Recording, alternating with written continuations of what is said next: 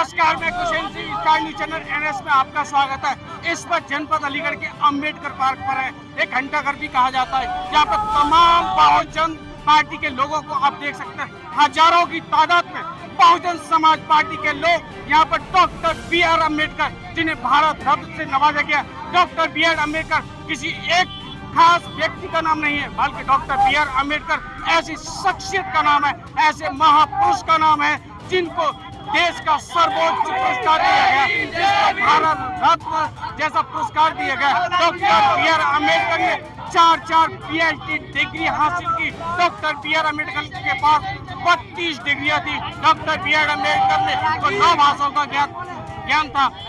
जो संसद भवन के पवित्र मंदिर में जो कुछ डॉक्टर BR अम्बेडकर बाबा साहब के ऊपर जो बयान दिया गया है,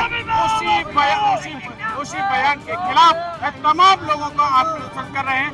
जो देश के गृह मंत्री अमित शाह ने जो बयान किया है डॉक्टर BR अम्बेडकर के ऊपर जो कहा गया है, उसी के विरोध में तमाम लोगों को यहाँ पे आप देख सकते हैं। इन सब लोगों ने ये बैनरों पे आप देख सकते हैं डॉक्टर BR अम्बेडकर को लगा हुआ है। इन लोगों के बैनरों पे लिखा हुआ है गृह मंत्री इस्तीफा दो, गृह मंत्री को माफी मांगनी होगी। तमाम गृह मंत्री की माफी मांगने के लिए कह रहे हैं कि वो डॉक्टर BR अम्बेडकर कोई एक व्यक्ति विशेष का नाम नहीं। डॉक्टर BR अम्बेडकर ऐसे महापुरुष का नाम है जिन्होंने दलित, वंचित, शोषित और असहाय और महिलाओं के लिए इन्होंने हक और अधिकार जीने का अधिकार दिया। डॉक्टर BR अम्बेडकर ऐसी शख्सियत का नाम है जिन्होंने एक भारत रूप ऐसी कानून का निर्माण किया जिसका नाम संविधान है, जिसने देश को दशा और दिशा देने का काम किया। भारतीय संविधान के निर्माता डॉक्टर BR अम्बेडकर ने अपने संविधान में सभी लोगों के लिए समान रूप से जीने का हक और अधिकार दिया। जिन लोगों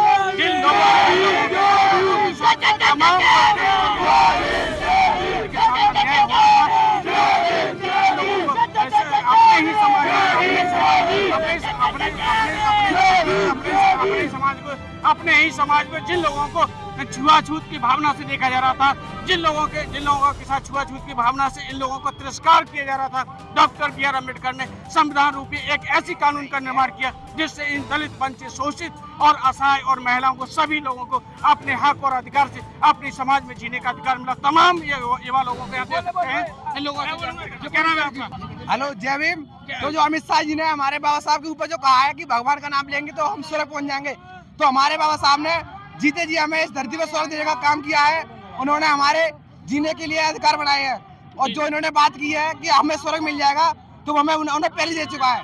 इन्होंने ये गलती किया है, इसके लिए इन्हों को माफी मांगनी पड़ेगी, और जो इन्होंने शब्द किए हैं इनके लिए इन्हें माफी मांगनी पड़ेगी। मेरा नाम रवि है। जी एक मिनट, मैं 2 बात कहना चाहूँगा गृह मंत्री जी के लिए कि बेटे से अगर गलती हो जाती है तो बाप माफ़ कर देते हैं, इसी में भलाई है कि वो माफ़ी मांग लें। तमाम युवाओं के बचे शब्दों को आप सुन सकते हैं। यहाँ पे तमाम युवा ये कह रहे हैं हमारे बाबा साहब जो हमारे भगवान हैं, जो बाबा साहब हमारे परम पूज्य हैं, जिन्होंने हमें हक और अधिकार अपनी समाज में जीने के लिए दिया, उनके साथ में कोई भी टिप्पणी अवैध टिप्पणी करने का किसी को अधिकार नहीं है, किसी को राइट नहीं है। ये देश के गृह मंत्री ने इस तरह का बयान दिया है तो देश के गृह मंत्री को माफी मांगनी चाहिए। और भी बहुत लोग हैं यहाँ पर। क्या नाम है आपका? विजय बहुत दूं खैर से हूँ जी। अमित शाह को न जाने बीजेपी के कार्यकर्ता टिप्पणी करते हैं, बाबा साहब को या दलित के बारे में बोलते हैं, वो भूल चुके हैं, क्योंकि तानाशाही की सरकार को अभी जो चुनाव हुआ था उसमें भी बहुजन समाज ने एकत्रित होकर चाहे भले विरोध में वोट करी हो, लेकिन उनको एहसास करा दिया। जो 400 की तड़ी पहाड़ बोलता था हमेशा कि 400 पार करेंगे, 400 पार करेंगे, कर नहीं पाए। अब जो बहुजन से वो टकराने का काम कर रहे हैं, हो सकता है वो सरकार भी खो सकते हैं। और उस गंजे से जो गुजरात का है, एक कार्यकर्ता चैलेंज देता है, बाबा साहब के बारे में तो छोड़ो, बहन जी के बारे में भी एक टिप्पणी गलत नहीं सुन सकता, तो उसको एहसास दिलाने आए हैं और मूवमेंट चल रहा है पीछे। और युवाओं का रोष देख सकते हैं। युवाओं का कहना है कि बाबा साहब तो हमारे भगवान थे, वो तो हमारे परम पूज्य थे। हैंनरी के बारे में भी कुछ कहा तो आम लोग किसी भी तरह से बर्दाश्त नहीं करेंगे। युवाओं का आक्रोश आप देखिए, युवाओं का यहाँ पर रौद्र रूप आप देखिए। अयोध्या का मंदिर बनाया है, राउंड में राउंड में अयोध्या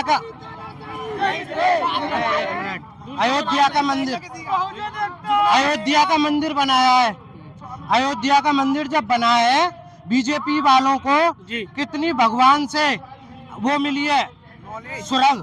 प्रियंका गांधी से बोलना चाहता हूँ, जितनी वो दलितों के हितैषी बन रही है, जितनी दलितों की हितैषी बननी है, वो शायद भूल गई हैं। आने वाले समय में दोबारा वो कांग्रेस मुक्त और बीजेपी मुक्त होगा भारत। युवाओं के वक्तव्य को आपने सुना कि इन लोगों का कहना है कि हमें धरती पर स्वर्ग देने का यदि किसी ने काम किया है तो डॉक्टर बी.आर. अम्बेडकर ने किया है। यदि हमें हक और अधिकार से जीने का, हमारी ही समाज में जीने का अधिकार दिया है तो डॉक्टर बी.आर. अम्बेडकर ने दिया है। हमें बाबा साहब ने हमें हक और अधिकार दिया है। हमें हमारा स्वर्ग हमें पृथ्वी पर ही है, धरती पर ही हमें स्वर्ग दे दिया है।